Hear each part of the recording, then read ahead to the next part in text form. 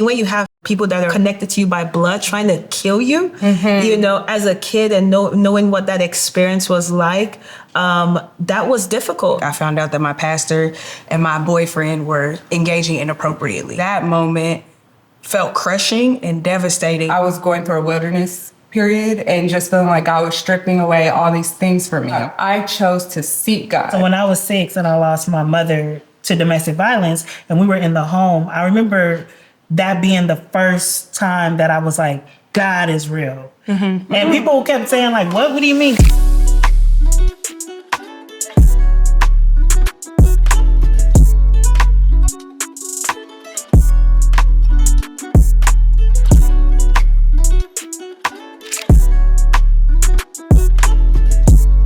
Hey guys, welcome to the question series where we dive into questions that most people have about the faith.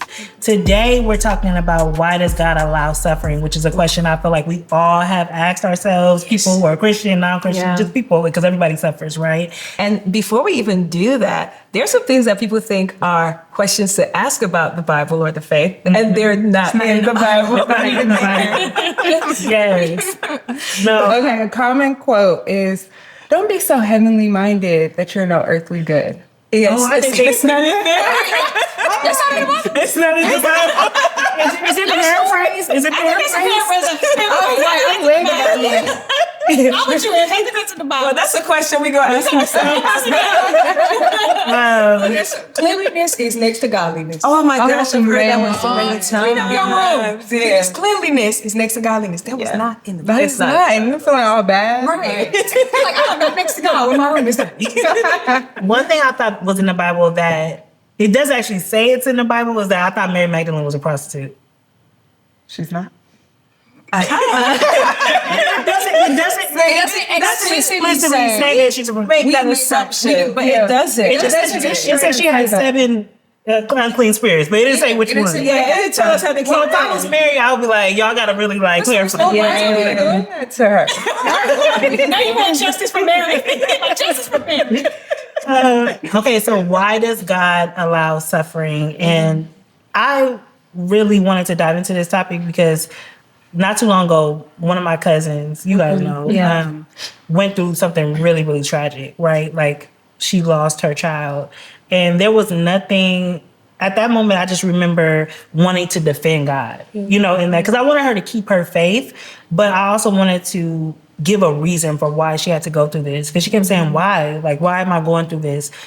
And I remember in that moment, saying some things that I wish I could take back because I just wanted to give her an answer for her suffering. And so I really love that we're getting on this topic because it helps people. We're going to talk about how to respond and like really dive deep into what God says about suffering. No, I love that because I think we oftentimes as believers, when people are suffering, we don't want them to walk away from God. So we feel like we have to give an explanation on why they're walking through what they're walking through. When the whole purpose is like, no, let God answer the question. And sometimes I feel like, but I don't want you to be mad at God. So let me help you. And sometimes we could do more damage trying to give answers to something we don't actually have the answer to. But why do you feel like we have that thought? Like, why do you feel like we don't want to be like, why do we feel like we have to give an answer and defend? Well, I think because most people, we all have had moments where we're like, why are we going through this? And usually the first thing we say is, God, I'm doing the right thing. So why are bad things happening to me? As if our good deeds disqualify us from suffering.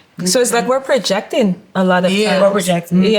Because it's like, if I don't have an answer for why I went through something, then what does that say about what God is doing? Who who he is. Like lying to ourselves to pacify why we're suffering. Like, oh, God is doing this because he's about to bring me a big blessing. But it's really something he may be trying to do within us most of the time, if not all the time. But I think also sometimes we won't get the answer we're looking for. I think we're so solution driven. Like we want to get to an answer in the beginning of a thing. And sometimes like some things take time before you understand why. and you may not even understand why until you're face to face. Or I think it also can be that we went through it and we knew how fragile it was. How fragile of a space it was, and then we came out on the other side with understanding. Yes, a different perspective. So you don't want them to we don't want them to you want them to the fragile place. We're like, just get to the other side and you'll be able to see it from a different perspective. Like, for instance, me and Stephanie have a lot in common as far as having parents that were murdered. Right? And I remember, before I knew Jesus for real, I knew God, right? Or I knew what I thought was God, right? And so when I was 6 and I lost my mother to domestic violence and we were in the home, I remember that being the first time that I was like, God is real. And people kept saying like, what do you mean God is real? Why would that moment of suffering be the first time that you really pronounce that God is real? And for me, it's because at the time my father was in such a mental state that I knew that if we hadn't been asleep, and we were never asleep, like every time there was fighting, we would wake up and break up the fight. This was the only time 5 daughters sleeping in the house in the worst fight ever.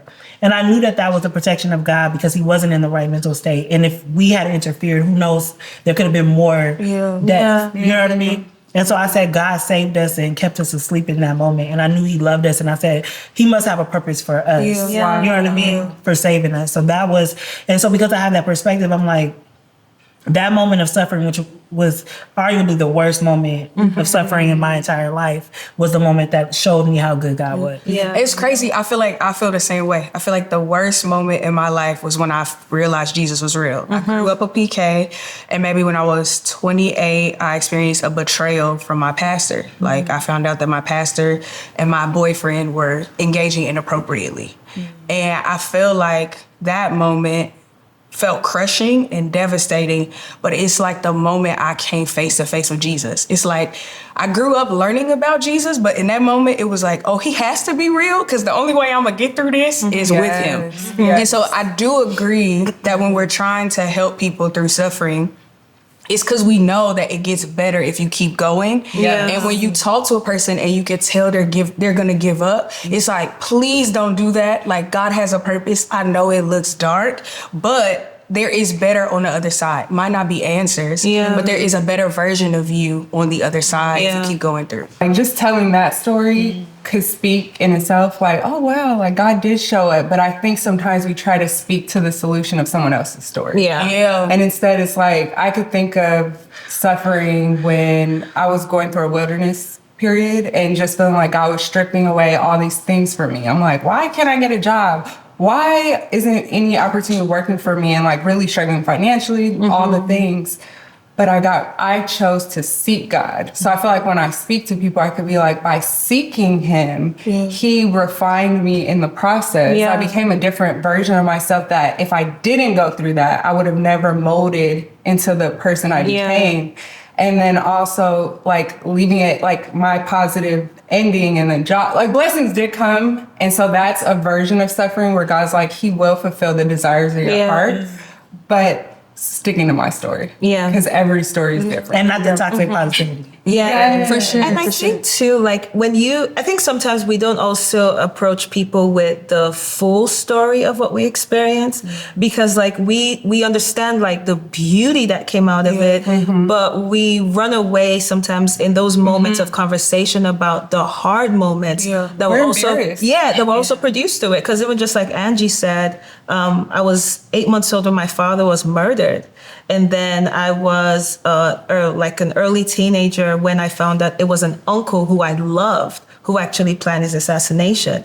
Now, on the other side, I could see there are things that the Lord started to show me about the life my dad was living. And if he stayed alive, like we would not be who we are. So to your point, I could see like, oh, this was for a purpose. And now when I look back on it, I'm like, actually, it's like, yes, I would love my dad to be around, but I see why, God allowed that to happen. But I also had moments where I really struggled not having a dad growing up, and having all the, I mean, when you have like your own family members, your own uncles and people that are connected to you by blood trying to kill you, as a kid and knowing what that experience was like, that was difficult. But then sometimes when people would ask me about the story, like Brenda always used to laugh because I would talk about, oh, my dad was murdered and laugh about it. She'd be like, can I react to what you just said? She's like, oh yeah, because my father was murdered. Murder? Yeah.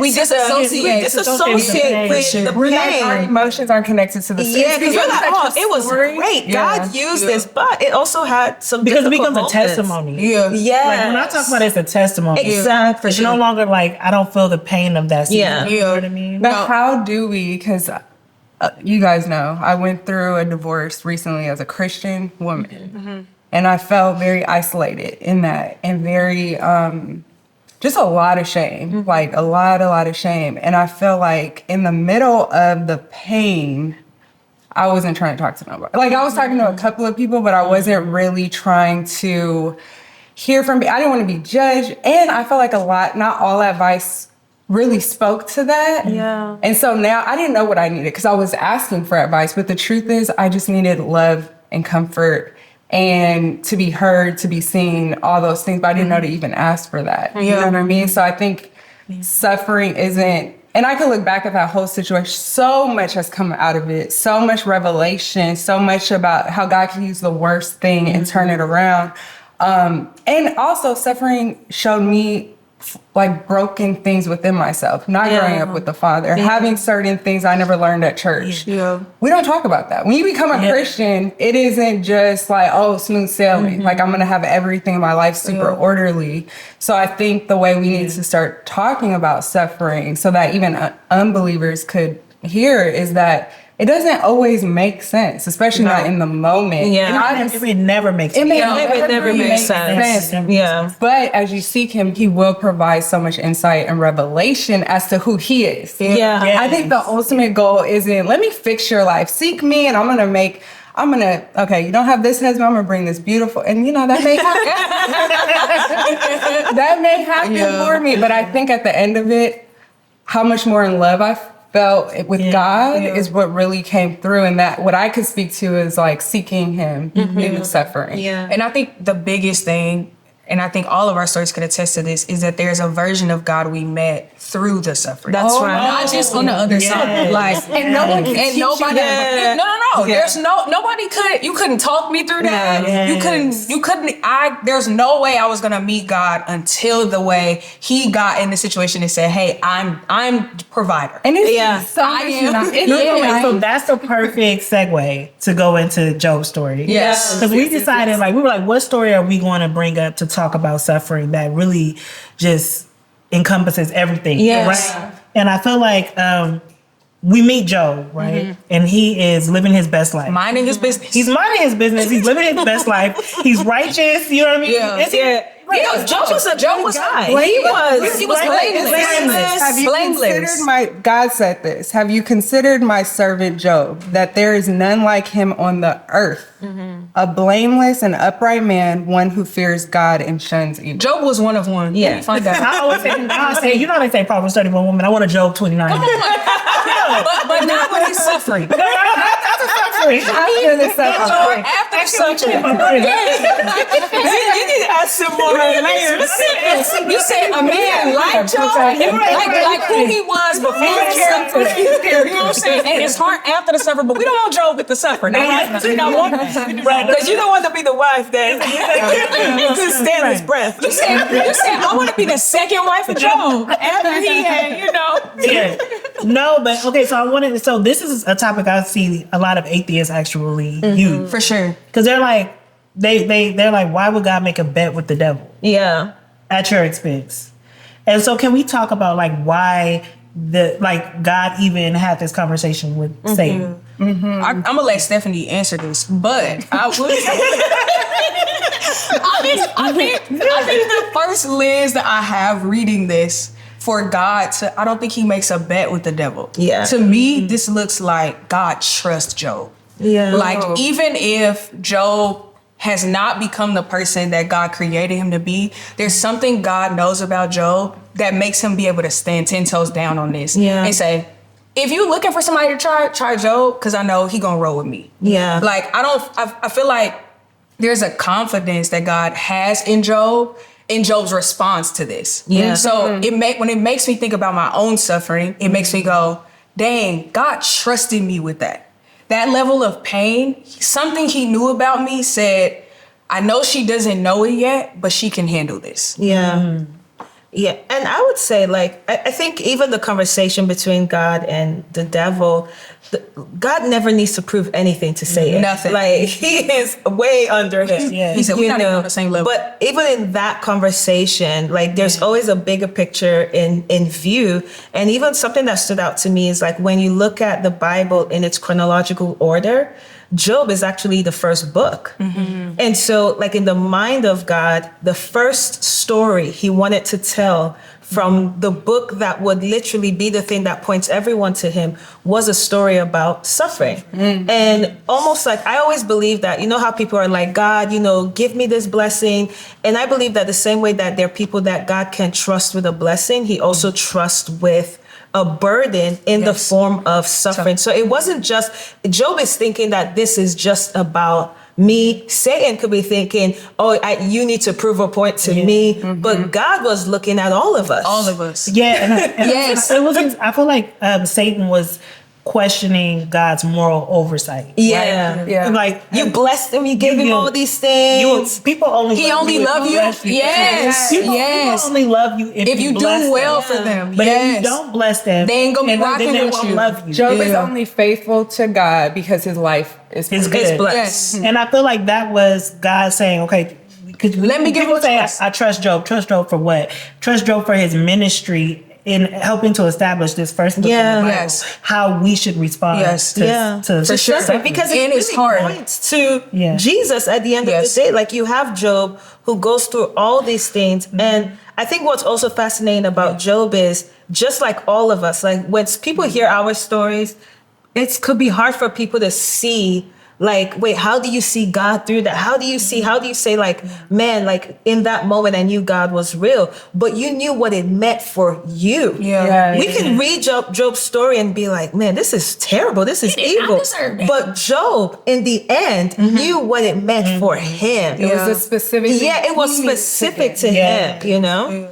And I think a part of the story because there's so many layers to it, like I love this story because I'm like, our suffering may not even touch this suffering. So it speaks to, like, someone listening may be like, well, I've been through worse. I've been through worse than that. And I think there's so many things you can extract, because even his friends were like, you may need to repent. Right. It's like, bro, what did you do? Like, What did so you do? it's like, even as we talk about shame when you're suffering and, you know, Instagram culture, like, everyone's on top and you want to be like that. And you might be in a struggle season. It's like, it's not because of something you did all the time. Sometimes that is the case, but sometimes it's like God is trying to produce something inside of you through this. But his friends, and that could be even make you accept teachings that aren't true, because you're like, oh, my friends are over here saying that I must have done something wrong in order to be going through this suffering. And it's like, that's not what God was doing. You know what I mean? So he's listening to that and he might accept that, like, dang, what did I do? But instead, that isn't what God was trying to produce within him. It was deeper trust. Deeper, I was going to say independence, because I think one thing that we learned from Job's story and our own is that there's nothing we can do to stop the suffering. Yeah. Like, Wait, but talk about it though. Talk about what Job went through. Because in case people, that's true. There's so much. I mean, he lost everything. First of all, like, okay, Job was a very wealthy man. So the enemy comes and like, God gives Satan access to everything except Job's body. Like, you cannot kill him. And, you know, he takes away his wealth.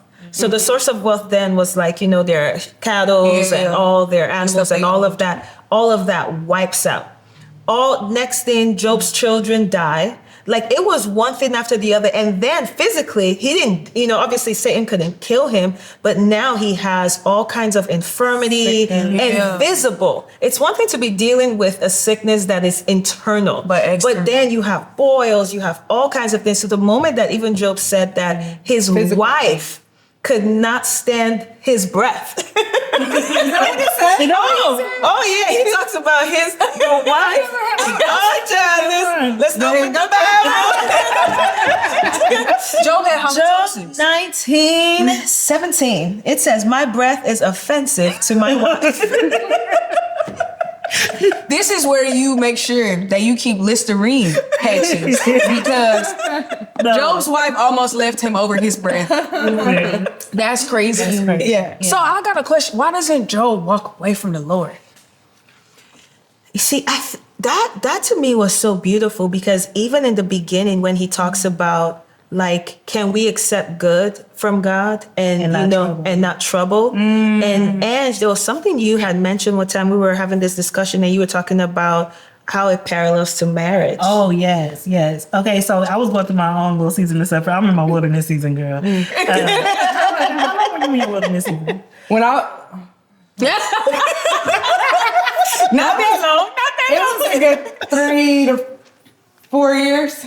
Oh, okay, yes, I'm there. I've been there. But so I was driving and I remember, because women, we want to get married. Men too. Men want to get married too. But women, it's just a deep desire. We want to get married. And so God was showing me, he just gave me a revelation when we were talking about this, this episode. Yeah. And he was like, we are so eager to get to the aisle and create a marriage covenant with another human being. And we get to the altar and we say, for better or for worse, for richer or for poorer, for sickness and in health, you know what I mean, till death do us part. And we believe that we really understand the weight of that, you know what I mean, of that covenant. Yeah. But a lot of us have not yet established that with God. Yeah. Do we go to God and say, for better or for worse, for richer or for poorer, in sickness and in health? Till death do us part. Wow. I'm devoted in covenant to you, despite how my life looks. Yeah. Because I feel like life is so finite.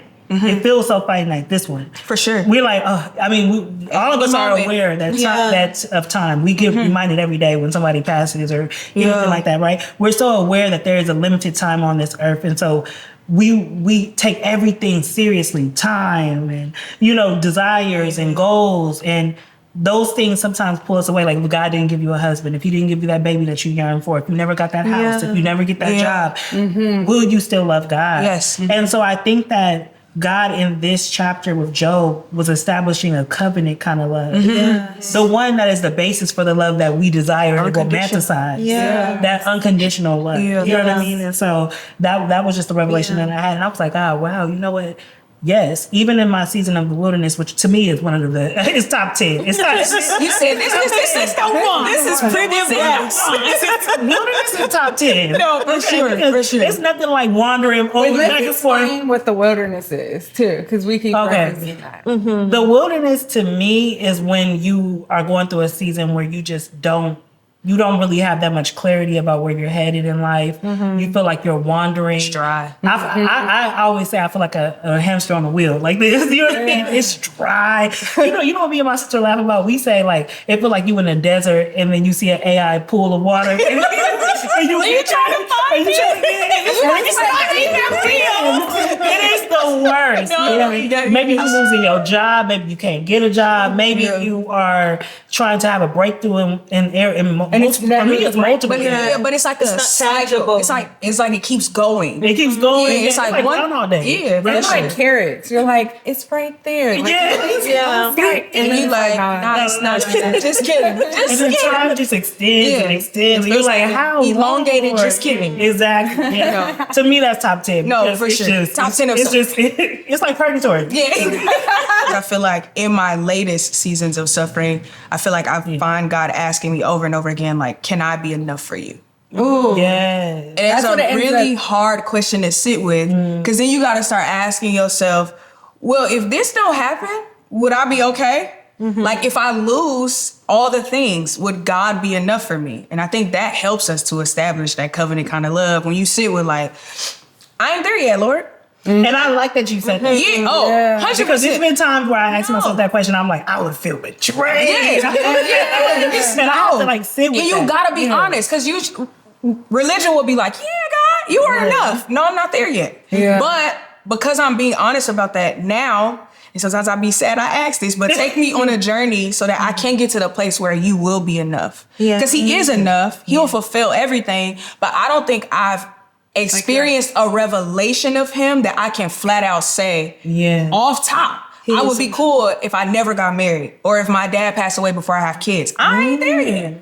But those are the things I now have to say, okay, deal with my heart concerning these things where if they don't come, I don't ever walk away from this covenant. Yeah. And I think too, like even sometimes asking the Lord, like, show me The things. not even just that, like, help me to appreciate what you've already done for me. Yes. And what I mean by that is like, even for when Job says, you know, can we accept good from the Lord and, you know, literally like not evil, but not that God was being evil or anything like that. But Job was a blessed man in every way. Yeah. And I think in that statement, he was also saying that I recognize that every good thing I have came from God. Yeah. So if he could do all this for me, and this is now my reality, like it's still the same source. You know, there was something he knew about God that, because the one thing that Satan said is that he will curse you.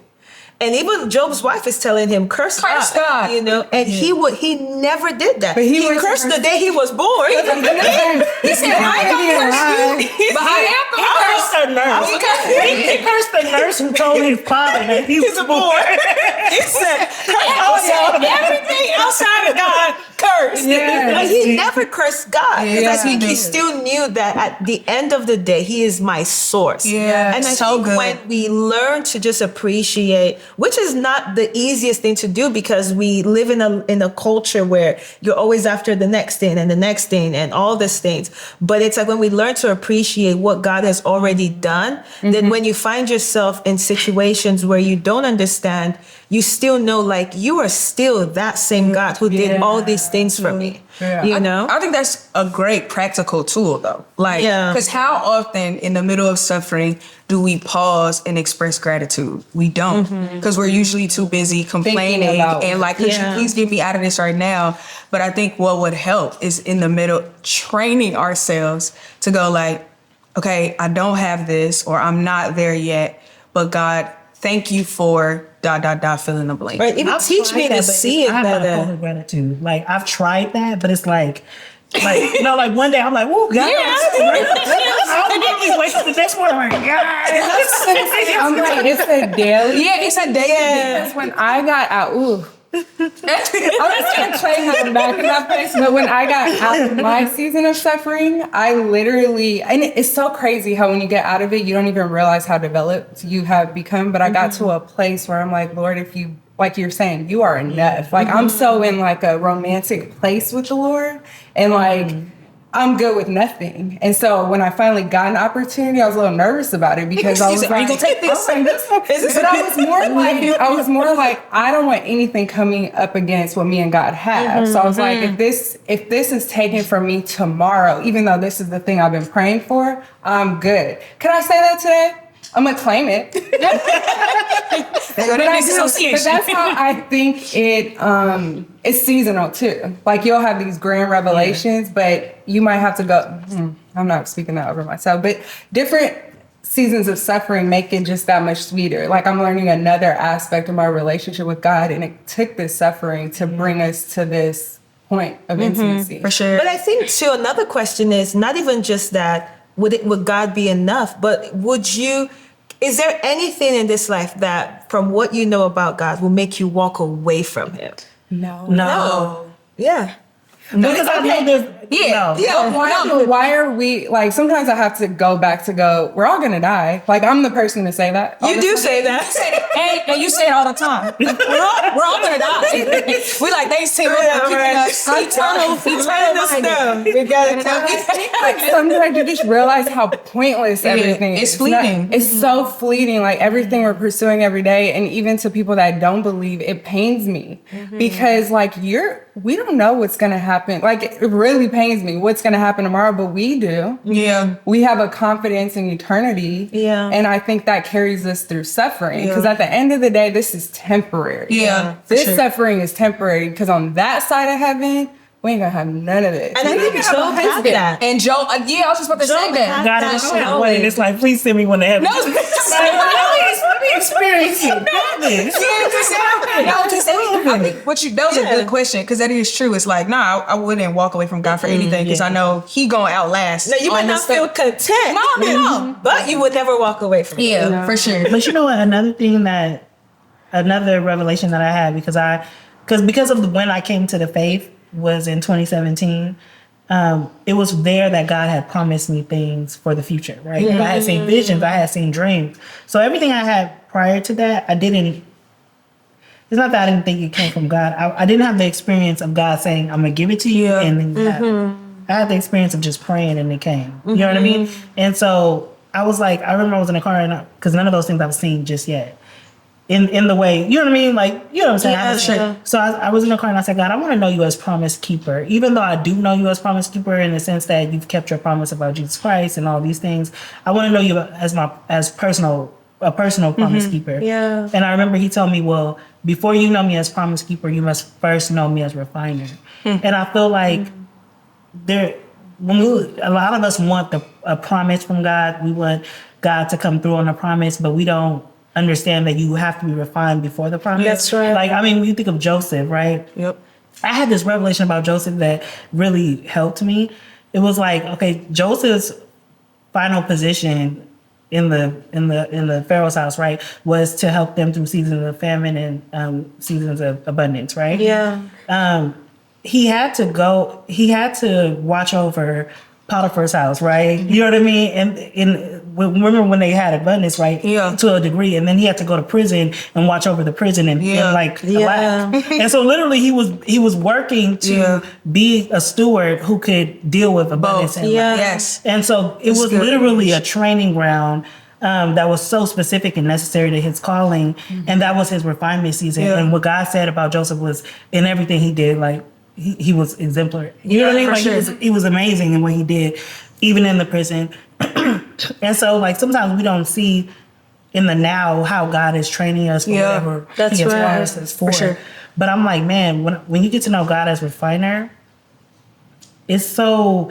I just have a reverence for Him. Yeah. Because even though I'm like, God, please, this season needs to end, needs to break. I have gratitude and reverence for His masterful work. Yeah. He's the master, you know, like the pottery of it all. For sure. You know what I mean? Yeah. The artistic, detailed, supreme way of refining his children is so beautiful. Yeah. No, it's true, because when we ask for something, we can only see what we want.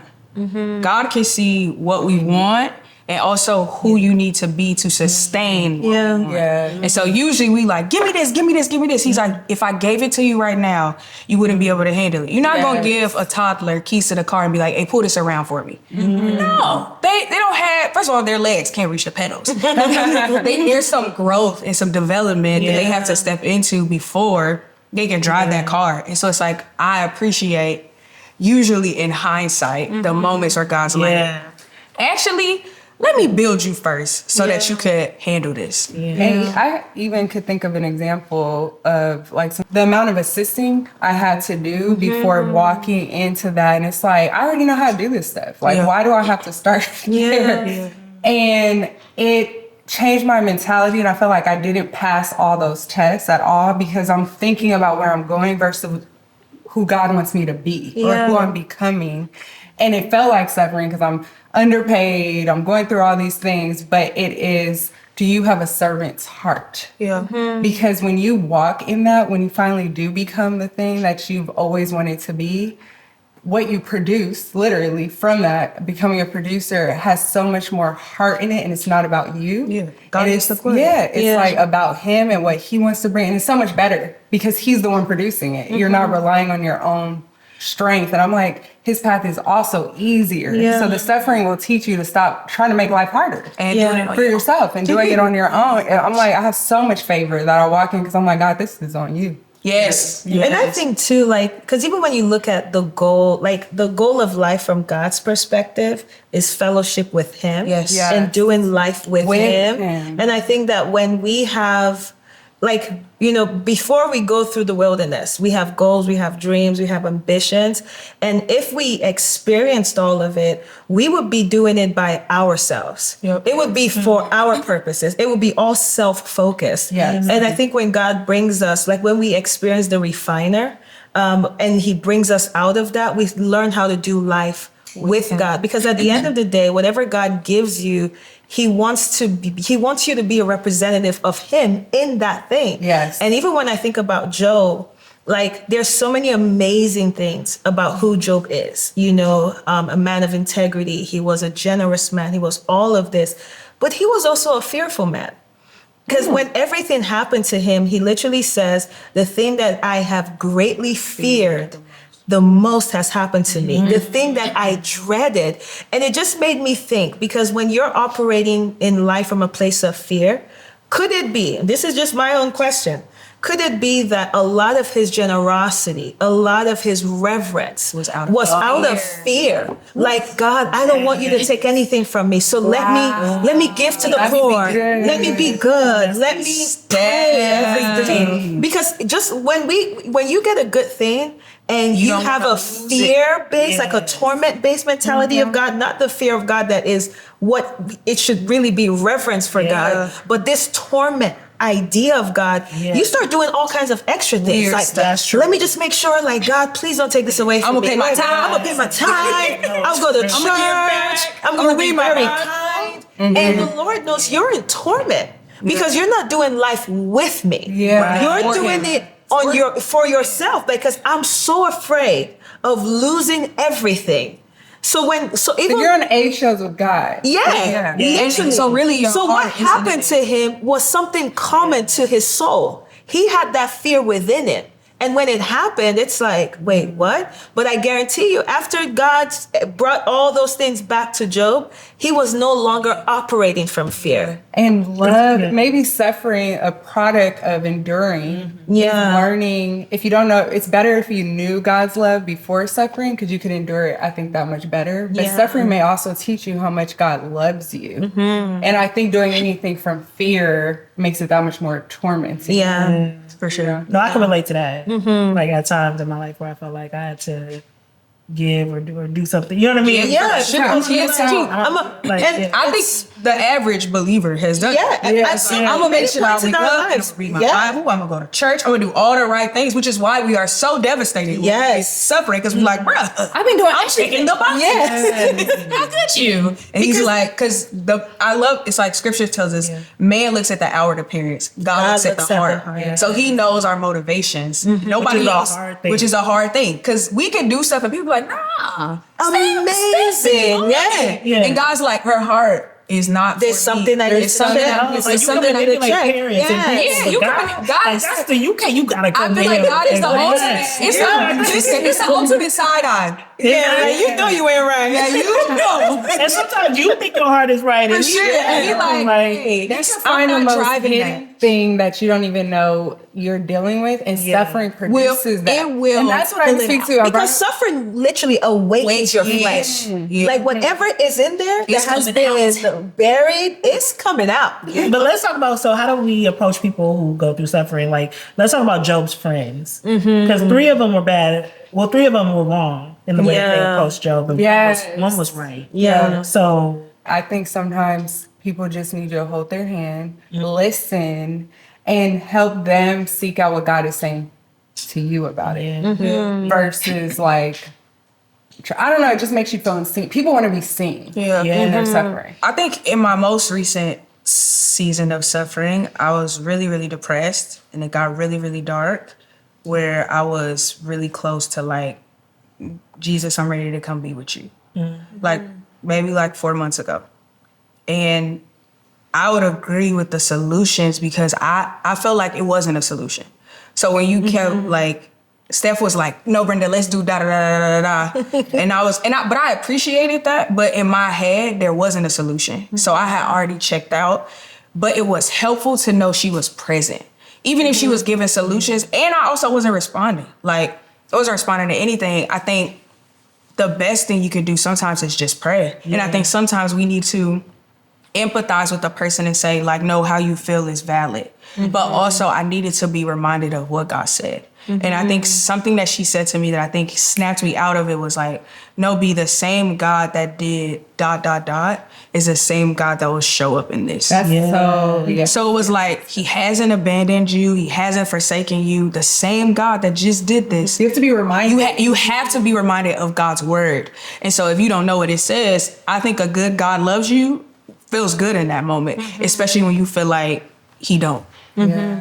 Yeah, no, I agree. And I think that what you said is really powerful, listening, because I think sometimes when I'm in my moments where I feel like, you know, it's time to check out too, and we're in good company, Jeremiah wanted to check out. Elijah be like, Lord, I'm the only one. You say Moses like, this is gonna be it. But you know, in those moments, sometimes I feel like, especially if you go through a long wilderness season of it, you feel like people are tired of hearing your complaints. Yeah. You know what I mean? And I feel like just being able to listen and let people know, I don't care how many times you have to call me. I don't care if it's 20 times over the course of 2 months. I don't care if it's over the course of 10 years. I'm going to be there to hear you and walk it through. If you're angry with God, let's walk through that. You know what I mean? I'm going to give you the space. Making space. So Job goes through all of this, right? And he's asking God all of these questions. And he's like, God, why, you know, this? Why is this happening to me? I believe I'm right. I'm blameless. I believe I've done nothing wrong. And then God responds. And what is the message of God's response? Yeah, I thought God's response was so interesting because Job is like trying to justify his life like we would normally do. Like, I'm a good person. I don't come to God like that. I was like, God, look, I was in the streets. I didn't do too much in my life. So I never approached God like that. But but like, you be like, God, I've been. Why you giving me a husband and I'm keeping it locked? And I think God's response to Job was really about his sovereignty. And I think it was also him telling Job, you cannot put me in a box. You cannot, play the cards a certain way to live a certain kind of life. So it's not because you feel like you did all these things, because again, God goes back to the heart and God knows what he's after. And so I think in God's response, it's just a reminder to us that it's never about, oh, if I live this way. And I think it's a powerful thing for anyone listening, because no matter where you are in life, no matter how clean or how dirty or how whatever, like, it does not justify the end. At the end of the day, God's end goal for every human in mind is relationship with him, and not just relationship, intimacy with him. And anything that will be a barrier to that intimacy. And sometimes when you think you did things the right way, your works becomes the barrier to intimacy. Because it's like, you're looking at yourself. It's like, I did this. And in the same way, when you feel like you have a wild past, you're still looking at yourself. You're thinking that my past is the barrier for why I can't be this person for God. And God is like, no, that's good. This has nothing to do with you. This is about me and you walking together. So if I teach you to summarize it in one sentence, why does God allow suffering? To build dependence on him. Because in what sentence? Because God is God. I think to bring us to a place of deeper intimacy. I think suffering reveals God's sovereignty. To build relationship and to teach us how to trust him. And to refine who we are. Yes. That's good. Yeah. That's good. I know. That's good. I love that. Here, we want you to feel safe to ask all your questions. The truth is, the only one with all the answers is God. So believe me, this is a safe space. Guys, guess what? We'll be back here next time. So be sure to join us for Questions, the series. See you then.